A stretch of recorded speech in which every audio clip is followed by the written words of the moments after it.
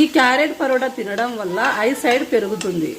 ఈ పరోటాని పిల్లలు అయినా పెద్దలైనా చాలా ఇష్టంగా తింటారు. మీరు కూడా మీ పిల్లల కొరకు చేసి చూడండి. ఇందులో శనగపిండి కూడా కలుపుకోవచ్చు. శనగపిండి దేనికంటే దగ్గర అవ్వడానికి సహాయపడుతుంది. పైనుంచి కొంచెం నెయ్యి వేసుకోవాలి. ముద్దలా అయిపోయిందండి, నేను పక్కన పెట్టేస్తున్నా. గ్యాస్ ఆన్ చేసి పెనం పెట్టుకోవాలి. 5 మినిట్స్ నానబెట్టిన పిండి ముద్దని ఇలా ముద్దలా చేసుకొని మనము ఇలా పీట పైన ఒత్తుకోవాలి, చపాతీలా చేసుకోవాలి.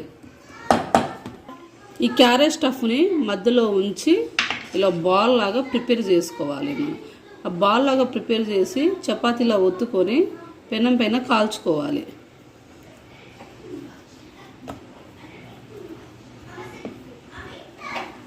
పెనం పైన నెయ్యి ఇలా రాసుకోవాలండి.